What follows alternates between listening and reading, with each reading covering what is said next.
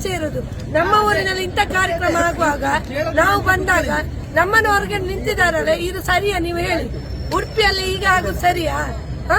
ನಮ್ಗೆ ನ್ಯಾಯ ಇಲ್ವಾ? ಉಡುಪಿಯಲ್ಲಿ ಯಾರೋ ಒಬ್ಬ ಬಂದು ಇಲ್ಲಿ ಕಾರ್ಯಕ್ರಮ ಮಾಡುವಾಗ 3 ಗಂಟೆ ನಾವು ಹೊರಗಡೆ ನಿಂತಿದ್ದೇವಲ್ಲ, ನಮ್ಗೆ ಸೌಜನ್ಯನ ಪರ ನ್ಯಾಯ ಸಿಗ್ಬೇಕಂತ ಹೇಳಿ ನಾವು ಬಂದದ್ದಲ್ಲ.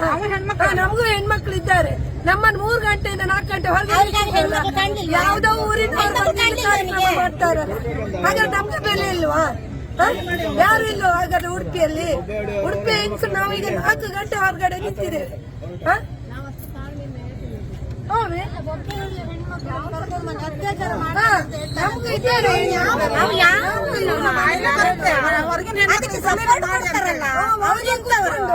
ನಮ್ಮ ಊರಲ್ಲಿ ಬಂದು ಯಾವನೋ ಒಬ್ಬ ನಮ್ಮ ಊರಿಗೆ ಬಂದು ಹೆಂಗಸನ್ನು ತೊಳಿಯರಿ ಅನ್ನುವಾಗ ಉಡುಪಿಯಲ್ಲಿ ಯಾರು ಇಲ್ವಾ?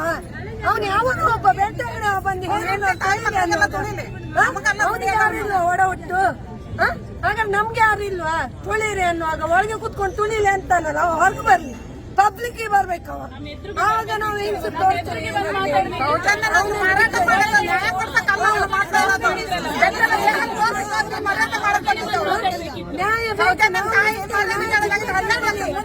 ಸಮಾಧಾನದಲ್ಲಿ ನಾವು ಕೂತದ್ದು ಖಾಲಿ ಯೂಟ್ಯೂಬ್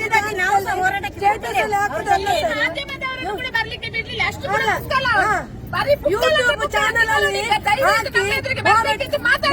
ಊರು ಊರಿಗೆ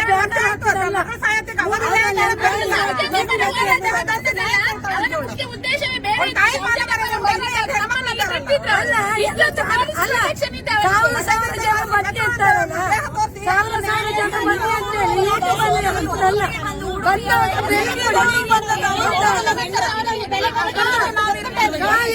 ಬ್ಯಾನರ್ ಹಾಕುದು, ಟಿವಿಯಲ್ಲಿ ಹಾಕುದಲ್ಲ, ಬಂದಾಗ ಮರ್ಯಾದೆ